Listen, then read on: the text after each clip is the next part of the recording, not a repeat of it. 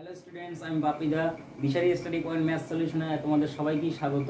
আজকে আমি ক্লাস 8-এর অধ্যায় 11 থেকে শতকরা চ্যাপ্টারটা তোমাদের সলভ করব বসে থেকে 11 থেকে।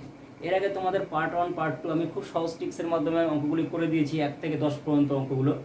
আমি ডিসক্রিপশন বক্সে লিঙ্ক দিয়ে দেবো, তোমরা সেগুলো দেখে নিও। আর খুব সহজ ট্রিক্সের মাধ্যমে আমি সেখানে তোমাদের সমাধান করে দিয়েছি। তোমরা যদি সেই জিনিসটা ধরতে পারো তো যে কোনোই শতকরার অঙ্ক দিক না কেন তোমরা সেগুলো দেখলে তোমরা অঙ্কগুলি সলভ করে দিতে পারবে। আর আজকের যে অঙ্কগুলি আমি তোমাদের করাবো, যে সহজ ট্রিক্সের মাধ্যমে তোমাদের অঙ্কগুলি করাবো, সেটা যদি তোমরা ভিডিওটা সম্পূর্ণ দেখো তাহলেই বুঝতে পারবে। আর এই ভিডিওটা দেখার পরে তোমরা শতকরা যে পার্সেন্টেজ যে অঙ্ক সেগুলোর প্রতি তোমাদের আরও আগ্রহ জাগবে। আর যে কোনোই অঙ্ক দিক না কেন শতকরা চ্যাপ্টার থেকে সব অঙ্কই তোমরা সলভ করতে পারবে। না, বই খোলো, সবাই বই সামনের দিকে রাখো, আমি পড়েছি, তোমরা দেখো অঙ্ক।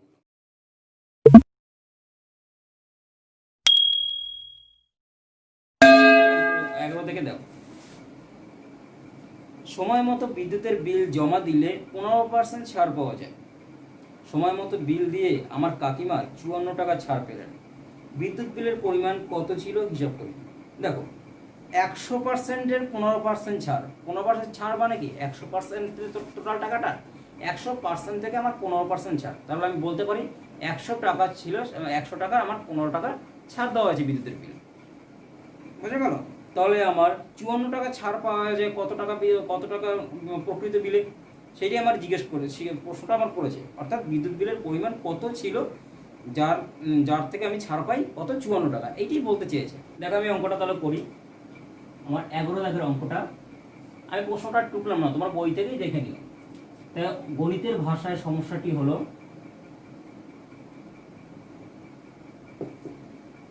গণিতের ভাষায় সমস্যাটি হলো, এটা তোমরা দিতে পারো, হ্যাঁ, আর সুতরাং দিয়ে করতে পারো, অসুবিধা নেই। সমস্যাটি হলো, বা প্রশ্নানুসারেও দিতে পারো।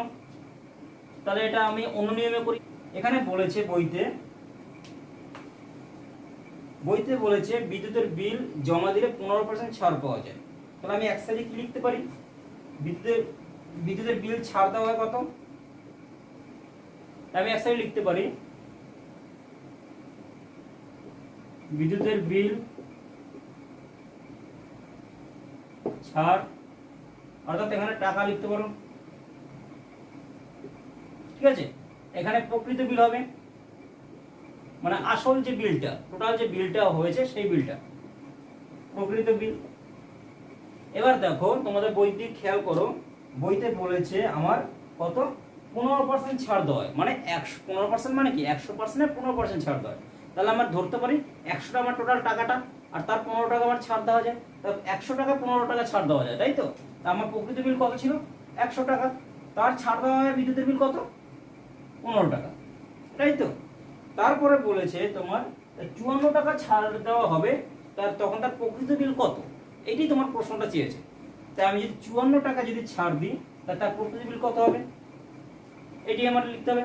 এবার যেভাবে লিখতে হয়, অর্থাৎ দেখো, বিদ্যুতের বিল যদি ছাড় দেওয়া হয় 15 টাকা, তাহলে তার প্রকৃত বিল তখন কত ছিল, 100 টাকা, ঠিক আছে। এবার দেখো এখানে আমার বিদ্যুতের বিল পরেরটা বেড়েছে 54 টাকা। এবার 54 টাকায় আমার প্রকৃত বিল কত হবে, নিশ্চয়ই প্রকৃত বিলও বাড়বে, বোঝা গেল? তাহলে এইটা যদি বাড়ে আর এটাও যদি বাড়ে, অথবা এইটা যদি কমে এটাও যদি কমে, তাহলে সেক্ষেত্রে কিন্তু আমার সরল সম্পর্ক। আর যদি এক সাইড বাড়ে আর এক সাইড যদি কমে যায়, বা এই সাইড কমে এই সাইড যদি বেড়ে যায়, এটা হলে কিন্তু ব্যস্ত সম্পর্ক। সবসময় মাথায় রাখবে এই অঙ্কের নিয়মে, ঠিক আছে। তাহলে আমি এখানে লিখতে পারি কি, এখানে বিদ্যুতের বিল ছাড়ের সঙ্গে বিদ্যুতের বিল ছাড়ের সঙ্গে প্রকৃত বিলের, এখানে বিদ্যুতের বিল ছাড়ের সঙ্গে প্রকৃত বিলের সম্পর্ক হলো সরল সম্পর্ক। এটা তোমরা লিখবে, ঠিক আছে, সরল সম্পর্ক। এটা হাইফেন দাও। এবার হাইফেন দিয়ে লিখবে কি, যখনই সরল সম্পর্ক হবে মাথায় রেখো, আমার এই সংখ্যাটা হরটা আমার উপরে চলে যায়, উপরের সংখ্যাটা আমার নিচে চলে আসে, এইটা কিন্তু মাস্ট হয়, এটা মনে রাখো। যদি আমার সরল সম্পর্ক হয় তাহলে আমার এই দুটো পরিবর্তন হয়ে যায়, ব্যস্ত সম্পর্ক থাকলে আমার যেটা যেরকম থাকে সেরকমই বসে থাকে। দেখো এইটার পরে কি লিখবে, আমি মুছে দিচ্ছি উপরেরটা। তাহলে আমার কি হবে, সরল সম্পর্ক হলে উল্টো যাবে, উপরে 54 নিচে কত 15, 100টা কি হবে আসবে, গুণে আসবে। এগুলো তোমরা 7এও করেছো, ক্লাস 7এও। এবার 54 টাকাটা বের করলেই তোমার উত্তরটা বেরিয়ে যাবে। দেখো 5 দিয়ে যায়, 5 3 15, 5 20 100, 3 দিয়ে এটাকে যায়, 3 1 3 24, 3 8 24, 18 দুগুণে 36 আর এই 0। তার প্রকৃত বিল কত টাকা ছিল, এত টাকা। এটাই আমার অ্যান্সার, বোঝা গেল। তারপরের অঙ্কটা দেখো, দেখো পরের অঙ্কটা কি বলেছে, চিনির মূল্য 20% বেড়ে গেছে, তাই চিনির মাসিক খরচ অপরিবর্তিত রাখতে চিনির মাসিক ব্যবহারের পরিমাণ শতকরা কত কম করতে হবে হিসাব করে লিখি। দেখো চিনির মূল্য 20% বেড়েছে, মানে চিনির মূল্য যে 20% বেড়েছে, কার থেকে বেড়েছে, 100 থেকে বেড়েছে। তাহলে ওখানে আমার বলেছে 20% বৃদ্ধি পেয়েছে। 20% মানে 100 টোটাল ছিল আমার, তার থেকে 20% বৃদ্ধি পেয়েছে, মানে 120 বৃদ্ধি পেয়েছে। তা আমি লিখতে পারি 120 টাকায় বৃদ্ধি পায় 100 একক চিনি। দেখুন 120 টাকায় বৃদ্ধি পায় 100 একক চিনি, তাই তো। 1 টাকায় বৃদ্ধি পাবে 100/120 একক চিনি। তাহলে আমার এখানে বলেছে বইতে কি, অর্থাৎ টোটাল আমার শতকরা বের করতে বলেছে। তা শতকরা বের করতে বললে কি করতে হয় আমরা জানি, আমরা আগেই বলেছিলাম, কোনো যদি ধরো 10% যদি আমি শতকরা, এটা যদি আমি শতকরা বের করি তাহলে আমার কি করতে হয়, এর সাথে 100 গুণ করতে হয়, তাই তো। তাহলে সেটার সাথে সেটা যদি করি তাহলে শতকরা বের করতে হলে কি করতে হবে, তাহলে আমার 100 দিয়ে বের করলে আমার বেরিয়ে যাবে 100 টাকায় বৃদ্ধি পায়। তাহলে 100টা কোথায় যাবে, গুণে চলে যাবে, তাই তো। 0 0 কাটে, 6 দুগুণে 12, 5 দুগুণে 10, 3 দুগুণে 6। তাহলে এখানে কত হবে, 5 দুগুণে 10, 2, 5 দুগুণে 0। আমার কত হলো, 5 5 25, 0 আর নিচে হলো 3, কেমন 3 একক।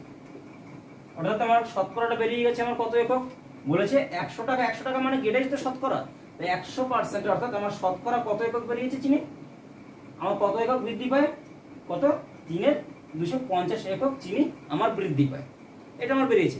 এবার প্রশ্নে বলেছে, দেখো এখানে বইতে প্রশ্নে বলেছে শতকরা কত কম করতে হবে, অর্থাৎ কম বেশি যখনই আসবে আমার টোটাল যে সংখ্যাটা ছিল তার থেকে আমার বিয়োগ করতে হবে। টোটাল আমার ধরেছি কত, আমার টোটাল আমার 100 চিনি, তো 100 থেকে 20% যদি বৃদ্ধি পায় তাহলে 120 হয়। তাহলে আমার টোটাল আমার কত 100, 100 থেকে যেটা বেরিয়েছে সেটা বিয়োগ করলে আমার টোটাল অঙ্কটা বেরিয়ে যাবে, ঠিক আছে। তাহলে চিনি ব্যবহার কমানোর কথা বলেছে, তাহলে দেখুন প্রতি মাসে চিনি ব্যবহার কমাতে হবে। শতকরা আছে কিন্তু এখনো, ঠিক আছে। টোটাল আমার ছিল কত পার্সেন্ট, 100%, তার থেকে বিয়োগ করবে এটা কত পার্সেন্ট, 250, এটা কিন্তু পার্সেন্টে আছে। এবার এটাকে বিয়োগ করি, বিয়োগ করলে কত হয় দেখি আমি, এর নিচে কিছু নেই, মানে 1 আছে, তো লসাগু করলে আমার 3 হয়, নিচে 1 দিয়ে 3কে ভাগ করলে কত হয়, 3 হয়। 3-এর সাথে উপরে 100 গুণ করো, 3 100 300, বিয়োগ 3 1 কে 3, তাহলে 1-এর সাথে উপরটা গুণ করলে 250, তাই তো। নিচে 3, উপরে কত 50, ভাগ করো 50 সাথে, 3 1 কে 3, 3 4 5 20, 3 6 18, এখানে বিয়োগ করি, বিয়োগ করলে 8 2 নামে, তাহলে আমার কি হলো উত্তর, 16.2-3%, এটাই আমার অ্যান্সার। তারপরে অঙ্কটা দেখো, 13 দাগের অঙ্কটা কি বলেছে দেখো, জল জমে বরফ হলে আয়তন 10% বৃদ্ধি পায়, এই বরফ গলে জল হলে আয়তন শতকরা কত হ্রাস পাবে হিসাব করি। দেখো একই অঙ্ক, আগের অঙ্কটার মতো একই অঙ্ক, কিন্তু এটা আবার প্রথম অঙ্কটার মতো করছি। দেখো 11 দাগের অঙ্কটার মতো। দেখো জল জমে বরফ হলে আয়তন কত পার্সেন্ট বৃদ্ধি পায়, 10%। লেখো জল জমে বরফ হলে 10% বৃদ্ধি পায়, তাই তো। তা জলের আয়তন যদি আমার 100 হয়, জল জমে বরফ হলে জলের আয়তন, আমি 10% বৃদ্ধি মানে কি, জল জমে বরফ হলে 10% বৃদ্ধি পায়। তো জলটাই আমার 100 ছিল টোটাল, তাই যদি বরফ হয় সেখানে তাহলে 10 বৃদ্ধি পাবে, মানে 110 হবে আয়তন, তাই তো। জলের আয়তন 100 হলে বরফের আয়তন কত হবে বলো, পারবে তোমরা, পারবে বলো। তো 100-র সাথে যদি আমার 10% বৃদ্ধি পায়, তাই তো, 10 যোগ করো সমান 110, তাই তো। তাহলে আমি এখানে লিখতে পারি, গণিতের ভাষার সমস্যাটি হলো, গণিতের ভাষায় সমস্যাটি হলো, এবার দেখো বরফের আয়তন,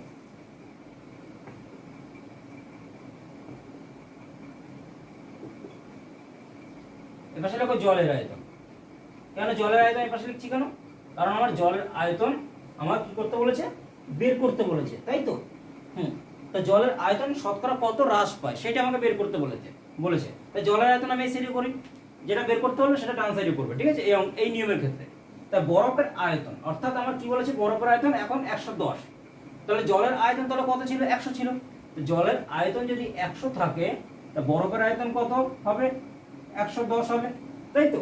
এবার শতকরা প্রকাশ করতে বলেছে, শতকরা যদি আমি প্রকাশ করি, বরফের আয়তনকে যদি আমি টোটাল শতকরা প্রকাশ করি, তাহলে আমার জলের আয়তন কত হবে সেটা আমি বের করতে পারবো।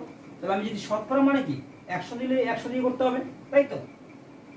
এবার তোমরাই বলো, বরফের আয়তন যদি 110 হয়, মনে করো এখানে একটা তোমাদের সিম্পল একটা জিনিস বোঝাচ্ছি, মনে করো এটা বরফের আয়তন আর এটা জলের আয়তন।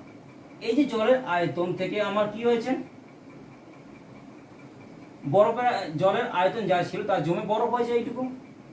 এবার যদি আমি, যেহেতু আমার বরফের আয়তন একটু ছোট দিলাম, ছোট, তা বরফের আয়তন যদি ছোট হয়, তা জলের আয়তন কি হবে, এর থেকে বাড়বে না কমবে, এর থেকে তো ছোট হবে আরো, বুঝা গেল।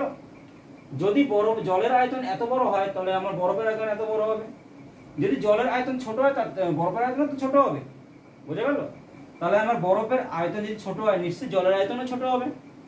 তাহলে সেটাই যদি হয়, এটাও ছোট হলো, এটাও কমলো, এটাও কমলো, দুটোই কমলো, তা সেই ক্ষেত্রে আমার কোন সম্পর্ক, সরল সম্পর্ক, কেমন। তাহলে লেখো উপরে, আগেরটার মধ্যে লেখো, অতএব এখানে বরফের সঙ্গে জলের সম্পর্ক হলো সরল সম্পর্ক। সরল সম্পর্ক হলে কি করতে হবে বলেছি, এটা উল্টে যায়, উল্টে গেলে কি হবে, উপরে 100 যাবে, নিচে 110 আসবে, আর এই 100টা গুণে চলে যাবে, তাই তো। নিচেটা মুছে দিন, দেখো এই শূন্য কাটে, আর কাটাকাটি যায় না, তাহলে কত হয়, নিচে 11, উপরে 1 1 1 আর 2টো শূন্য আর একটা 3টে শূন্য, বুঝে গেল। এবার আমাকে বলেছে কতটা হ্রাস পাওয়া যায়, অর্থাৎ জলের আয়তন শতকরা কত হ্রাস পাবে লিখি, হিসাব করে লিখি। দেখো এখানে জলের আয়তন এটা আমি পেয়ে গেছি, 11,000 আছে, ঠিক আছে, এটা আমার জলের আয়তন। কিন্তু তোমার প্রশ্নে এখানে কি বলেছে, বরফ গলে জল হলে আয়তন শতকরা কত হ্রাস পাবে। তা বরফ গলে যদি জল হয়, দেখো বরফ গলে জল হলে আয়তনে হ্রাস পাবে, আয়তনে হ্রাস পাবে কতটা, তাহলে আমার টোটাল ছিল কতটা জল বলো, টোটাল আমি জল ধরেছিলাম কত, টোটাল আমার 100 জল ধরেছিলাম আমি, তার থেকে আমার বৃদ্ধি পেয়েছে 110, টোটাল আমার 100 থেকে যদি আমি, যেহেতু হ্রাস পাবে কম বেশি হলে বিয়োগ করতে আমি বলেছিলাম, 100 থেকে আমার এটা বিয়োগ করে দাও, নিচে 11, ঠিক আছে, আমি এটা উপরে করছি, দেখে নাও।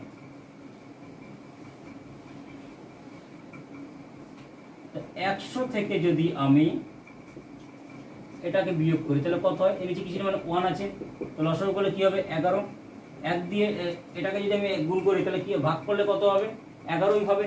11 সাথে উপরেরটা গুণ করো, 11 অক্ষে 11 আর দুটো শূন্য, বিয়োগ 11 অক্ষে 11, তার থেকে এটা গুণ করো, এটাই হয়, তাই তো? এটা মুছে দাও। তারপরে দাও কি হয়, নিচে 11, 1100 থেকে যদি আমি 1000 বাদ দিই তাহলে আমার হয় কত, আমার 100 হয়। এবার এটাকে তুমি কী করো, ভাগ করো, 11 9 99, নামে আমার কত 1, তাহলে আমার 9×1=11% আমার হ্রাস পেল। ঠিক আছে, বরফ বলে জল হলে আয়তনে হ্রাস পাবে কত পার্সেন্ট, আমার 9×11 1%। কেমন? পরের অঙ্কটা দেখো, পরের অঙ্কটা দেখো কি বলেছে, 14 দাগের অঙ্কটা। উৎপলবাবু অধিক ফলনশীল ধান বীজ ব্যবহার করায় ধানের ফলন 55% বৃদ্ধি পেয়েছে, কিন্তু তার জন্য চাষের খরচ 40% বেড়েছে। আগে উৎপলবাবু তার জমিতে 1200 টাকা খরচ করে 3000 টাকা ফলন পেতেন। এখন জমিতে অধিক ফলনশীল ধান বীজ ব্যবহার করায় তার আয় কত পরিমাণ বাড়বে না কমবে, হিসাব করে লিখি। অর্থাৎ এখন জমিতে অধিক ফলনশীল ধান বীজ ব্যবহার করায় তার আয় কত পরিমাণ বাড়বে না কমবে সেটা আমাকে হিসাব করতে বলেছে। এই অঙ্কটা একটু বড় হবে, এইটুকু পড়ে ধরবে না, আমি চেষ্টা করবো সেটা তোমাদের খাতায় করে দিতে। কেমন?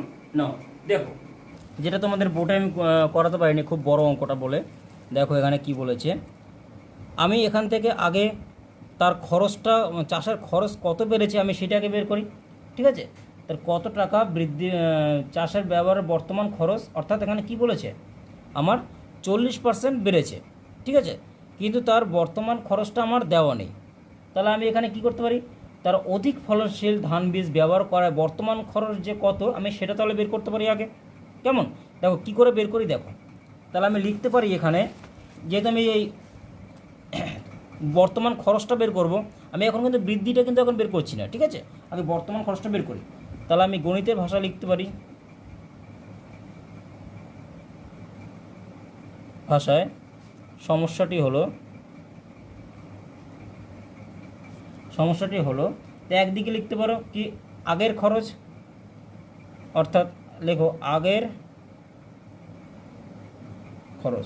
উপরে লিখতে পারতে তোমরা অধিক ফলনশীল ধান বীজ ব্যবহারের আগের খরচ, এটা লিখতে পারতে তোমরা। ঠিক আছে, আমি লিখছি না, যাই হোক, আগের খরচ ব্র্যাকেটে টাকা দাও, আর এটা বর্তমান খরচ, তাই তো? বর্তমান খরচ, এটাও টাকা হবে যেহেতু খরচ বলেছে। তো এটা এই আগের খরচ যেটা হয় সেটা করায় বর্তমান খরচ এখন এইটা। এবার আমার কি বলেছে, এখানে আমার 40% বেড়েছে, অর্থাৎ 40% যে খরচ বেড়েছে কত কখন, তার জন্য 40%, অর্থাৎ অধিক ফলনশীল ধান বীজ ব্যবহার করায় ধানের ফলন 55% বৃদ্ধি পেয়েছে, কিন্তু তার জন্য চাষের খরচ 40% বৃদ্ধি পেয়েছে।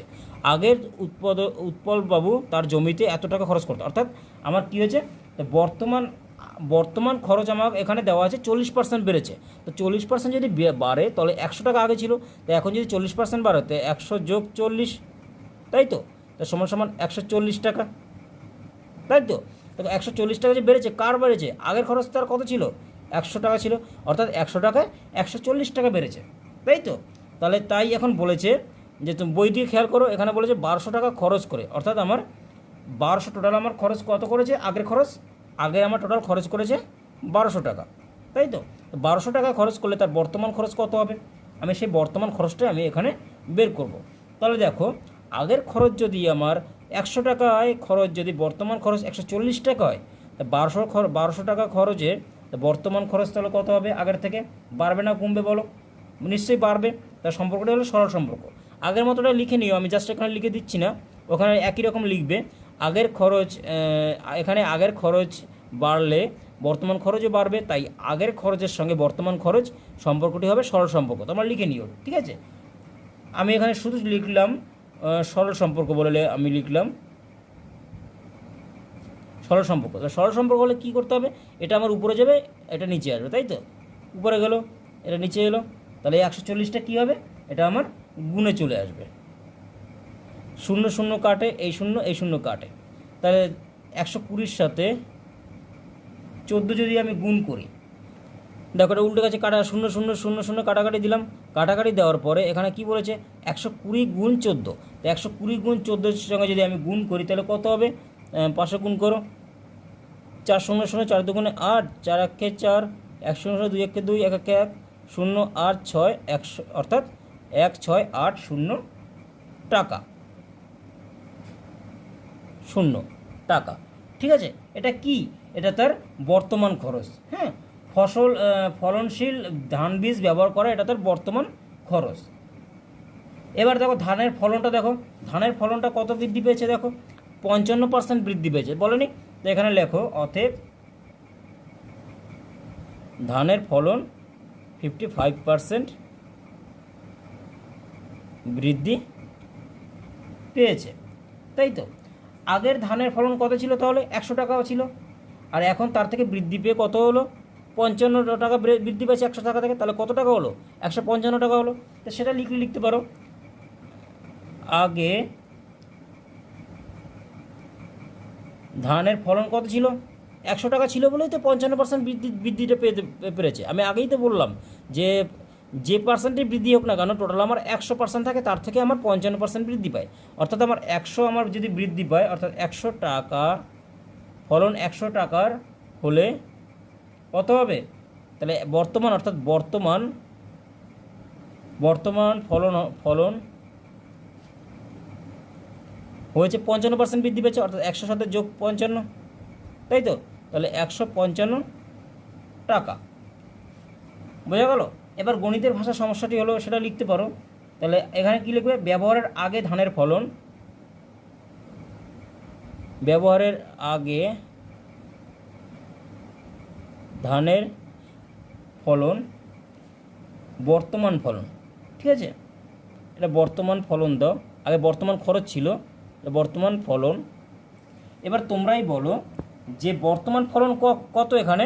155 টাকা, তাই তো? 155 টাকা। তাই 155 টাকা যে বর্তমান হয়, তা আগের কত ছিল?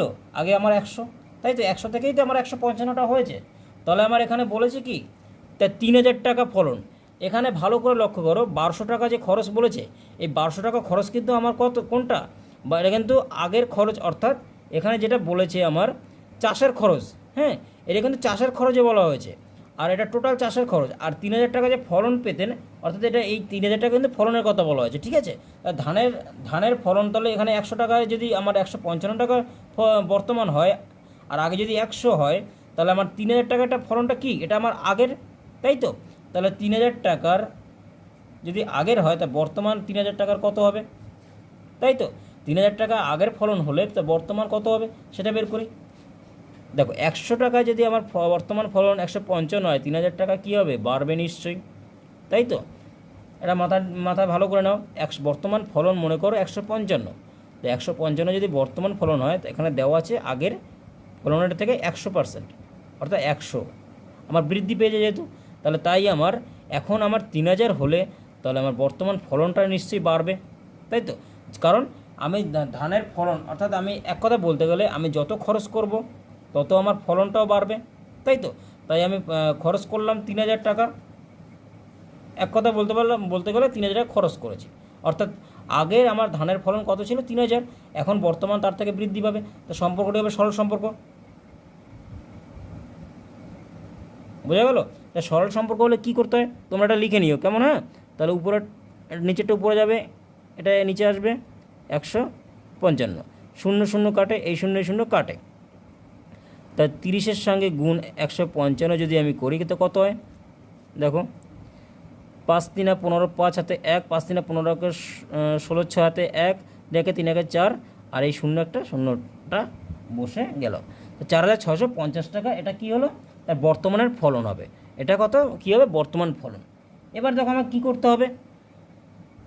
এবার এখানে বলেছে দেখো যে এখন জমিতে অধিক ফলনশীল ধান বীজ ব্যবহার করায় তার আয় কত পরিমাণে বাড়বে না কমবে। অর্থাৎ আমার আয়টা, এবার উৎপলবাবুর আমার আয়টা বের করতে হবে, তার কতটা আয়। তাহলে আমি কি করব? এখানে আমার 3000 টাকা আমার ফলন পেতেন, আর আমার জমিতে খরচ করে আমার 1200 টাকা। ফলনে যদি 3000 টাকা পায়, আর তার মধ্যে যদি খরচ আমার 1200 টাকা হয়, তাহলে তার আয় কত হবে? 3000 টাকা থেকে 1200 আমার বিয়োগ করলে আমার আয়টা বেরিয়ে যাবে, কেমন?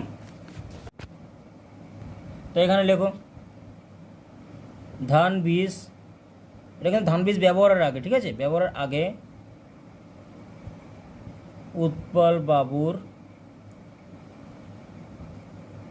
আয় হতো কত? 3000 থেকে যদি আমি বিয়োগ 1200 টাকা দিই তাহলে আমার কত হয়? 0 0 0 এখান থেকে 8 1, অর্থাৎ এত টাকা আমার তার আয় হতো, তাই তো? এত টাকা যদি তার আয় হয় তাহলে সেটা আগের আয়, ঠিক আছে? ধান বীজ ব্যবহারে উৎপাদিত আয় হতো, অর্থাৎ এটা তার আগের আয় ছিল। তাই এখন তার বর্তমান আয় কত? তাহলে এখন লেখো, তাহলে এটা আমার আগের আয় ছিল, এবার বর্তমান আয় বের করো, অর্থাৎ এখন আয় বা বর্তমান আয়। বর্তমান আয় তাহলে কত হবে? বর্তমান আয় কত হবে আমার? এখানে বলেছে আমার, তা বর্তমান আয়টা কী হবে? তা বর্তমান যদি আয় বের করি তাহলে তার বর্তমান খরচ কত ছিল? 1680 টাকা। এবং তার বর্তমান ফলন কত ছিল? ফলনের খরচ কত? ফলন ছিল বর্তমান 4650 টাকা। তাহলে 4650 ফলন থেকে যদি আমি খরচটা বাদ দিই তাহলে আমার কী হবে? বর্তমান আয়টা বেরিয়ে যাবে, তাই তো? তাহলে লেখো এখানে বর্তমান আয় কত? 4650 টাকা থেকে যদি আমি 1680 টাকা বাদ দিই, 80 টাকা যদি আমি বাদ দিই তাহলে আমার কত টাকা থাকবে? বিয়োগ করো, এখানে থাকে 0 আর থাকে 7 9 2, এত টাকা আমার বর্তমান আয়, তাই তো? এবার আমার বলেছে আমার জমিতে মানে অধিক ফলনশীল ধান বীজ ব্যবহার করায় উৎপাদকের আয় বাড়বে না কমবে? অর্থাৎ যদিও বাড়ে তার কত টাকা বাড়বে, তাই তো? তাই আয় বাড়বে, তাই নিশ্চয়ই আয় তো বাড়বেই। তাহলে অর্থাৎ আয় বাড়বে কত টাকা? তাহলে আয় যদি বাড়ে তার এখন বর্তমান আয় কত? 2970 টাকা, তাই তো? আর উৎপাদিতর আগের আয় ছিল কত? 1800 টাকা। এবার দেখো বর্তমান আয়তে আমার আর কী আছে? 2970 টাকা হয়েছে, আর আগের আয় তার 1800 টাকা। তা আগের থেকে এখন নিশ্চয়ই বেড়েছে, তাহলে এখন আয় বাড়বে। তাহলে আয় বাড়বে অর্থাৎ কত টাকা বাড়লো? আয় বাড়বে অথবা উৎপল বাবুর আয় বাড়লো দিয়ে তাহলে আমার এই বর্তমান আয় যেটা আছে সেটা থেকে আমি আগের আয়টা বিয়োগ করলে বেরিয়ে যাবে, তাই তো? বিয়োগ 1800 টাকা। এখন এটা বের করলে আমি উত্তর বেরিয়ে যাবে, ঠিক আছে? এখানে 0 আর থাকে 7 1 1 টাকা, এটাই আমার অ্যান্সার। অঙ্কটা একটু জটিল আছে, আমি তবু অঙ্কটা সহজভাবে বোঝানোর চেষ্টা করেছি। যদি এখনও মনে হয় তোমরা বুঝতে পারোনি, ভিডিওটা আবার একটু দেখো, তাহলে তোমরা ঠিকই বুঝতে পারবে। আর তারপরে যদি তোমরা না বুঝতে পারো আমাকে কমেন্ট বক্সে অবশ্যই আমাকে বলে দিও, তাহলে আমি এর থেকে একটা নতুন নিয়ম আমি অঙ্কটা করানোর চেষ্টা করব, কেমন? তার পরের অঙ্কটা দেখো আমি কি বলেছে। পরের অঙ্কটা বলেছে দেখো, একটি বিধানসভা কেন্দ্রের ভোটারদের 80% ভোট দিয়েছেন এবং বিজয়ী প্রার্থী প্রদত্ত ভোটে 65% ভোট পেয়ে নির্বাচিত হয়েছেন। তিনি মোট ভোটের শতকরা কত ভোট পেয়েছেন হিসাব করে লিখি। এটা আমরা চলো বোর্ডে করি, ঠিক আছে? এখানে বলেছে একটি বিধানসভা কেন্দ্রে ভোটাররা 80% ভোট দিয়েছে, ঠিক আছে? তাহলে বলো যদি ভোট 80% দেয় তাহলে টোটাল মোট ভোটার কত ছিল? 100 জন। 100 জনের মধ্যে আমার টোটাল ভোট দিয়েছেন কত? 80%, অর্থাৎ 80 জন। 20% আমার দেয়নি, অর্থাৎ 20 জন ভোট আমার দেয়নি। তারপর কি বলেছে? আমি সেটা ধরতেই পারি। তারপর বলেছে আমার বিজেপি প্রার্থীর প্রদত্ত ভোটে 65% ভোট পেয়ে নির্বাচিত হয়েছে, অর্থাৎ বিজেপি প্রার্থীর ভোট কত হয়েছে? 65%, ঠিক আছে? এটা মাথায় রেখো। তাহলে আমরা নেওয়া লেখো এটা, যদি মোট ভোটার কত? 100 জন হয়, মোট ভোটার 100 জন, তার মধ্যে ভোট দিয়েছেন কত? 80%, অর্থাৎ 80% যদি ভোট দেয় তাহলে 80 জন। 100 জনের 100%, অর্থাৎ 100 জনের মধ্যে আমার 80 জন ভোট দিয়েছেন, 80 জন, এটা আমি বলতেই পারি।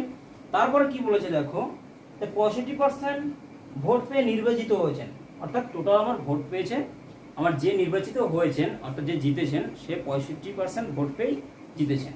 অর্থাৎ এই যে 80% যে টোটাল আমার 80 জন যে ভোট দিয়েছে, আমার এখানে বলে দেয়নি যে কোন পার্টিতে ভোট দিয়েছে।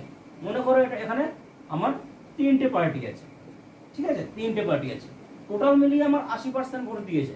80%-এর মধ্যে যে জিতেছে সে 65% পেয়েছে, মনে করো এই 65% পেয়েছে। আর বাদ বাকি যে পার্সেন্ট সেটা অন্য অন্য পার্টি পেয়েছে।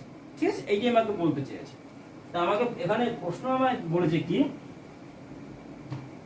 তাহলে প্রদত্ত ভোট অর্থাৎ কত পার্সেন্ট পেয়েছে, 65% পেয়েছে।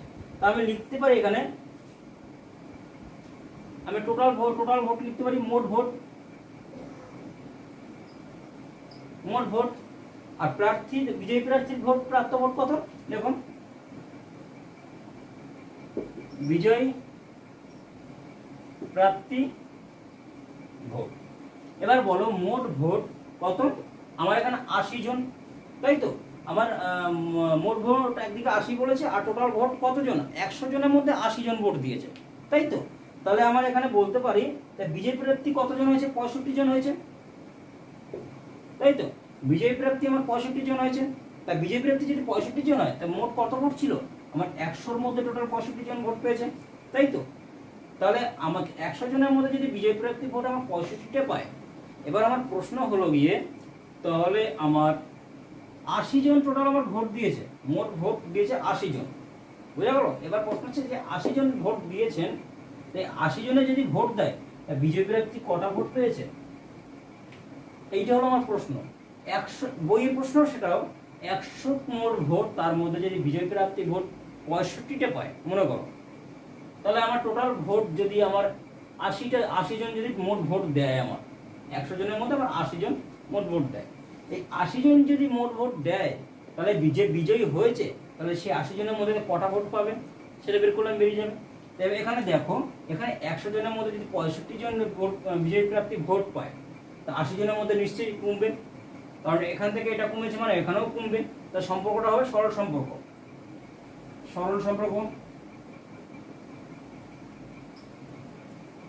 ঠিক আছে। এটা সরল সম্পর্ক হলে তাহলে কি হবে, ভোটটা মুছে দিলাম।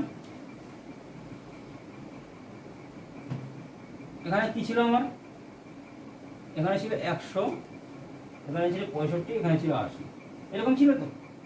হ্যাঁ, তাহলে আমার এটা কি হবে, উল্টে যাবে, এটা 80 উপরে যাবে, 100 নিচে আসবে, গুণ 65। এটা কাটাকাটি দাও, 0 0 কাটে, 5 দিয়ে যায়, 5 দুগুণে 10, 5 1 5, 15, 5 3 15, 4 দুগুণে 8, এটা সমান সমান কত, 4 3 12, 2 হাতে 1, 4 কে 4, 4 1 5, অর্থাৎ 52%। তাহলে আমার উত্তর কত হলো, তাহলে কি নিম্ন প্রাপ্ত ভোট, অর্থাৎ 80 জন যে টোটাল আমার ভোটার যে ভোট দিয়েছেন, টোটাল আমার 100 জন সবাই যে ভোট দিয়েছে আমার দেবে এমন কোনো কথা নেই। টোটাল আমার ভোটার, মনে করো তোমাদের পাড়ায় টোটাল ভোটার 100 জন, তার মধ্যে 100 জন টোটাল দেয়নি, কেউ বয়স্ক বেরিয়েছে মনে করো, বেরিয়েছে এরকম, 100 টোটাল আমার বেরোয়নি, ভোট দিতে যায়নি, টোটাল আমার 80 জন ভোট দিতে গিয়েছে। তার মধ্যে 100 জনের মধ্যে যদি আমার টোটাল 65 জন ভোট দিয়ে থাকে, বিজেপি প্রার্থী টোটাল 65 জন ভোট দিয়েছে, সেটা কার উপর ধরে, 100 জন ধরে, ঠিক আছে। 100%-এর মধ্যে 65% ভোট দিয়েছে। এবার আমার প্রশ্ন হলো 80%-এর মধ্যে তাহলে কটা ভোট দেবে, তাহলে 80%-এ যদি আমি কটা ভোট দেবে বলে, টোটাল 80টা আমার ভোট, তার মধ্যে আমার ভোট বিজেপি প্রার্থী কটা পায়, আমার 52টা, মানে 52%, এটাই আমার বিজেপি প্রার্থী ভোট পেয়েছে, বোঝা গেল। তো উত্তর লিখবে বিজেপি প্রার্থী ভোট পেয়েছে আমার 52%, এটাই আমার অ্যান্সার। আশা করি ভিডিওটি তোমাদের ভালো লেগেছে, আর ভালো লাগলে অবশ্যই লাইক এবং শেয়ার করো, এবং অবশ্যই সাবস্ক্রাইব করে বেল আইকনটিকে ক্লিক করে দিও, যাতে আমার প্রত্যেকটি ভিডিও সবার আগে তোমাদের কাছে নোটিফিকেশন যেতে পারে। আর ঘর থেকে কেউ বাইরে বেরিও না, সবাই সাবধানে থাকো, ভালো থাকো, সুস্থ থাকো, কেমন।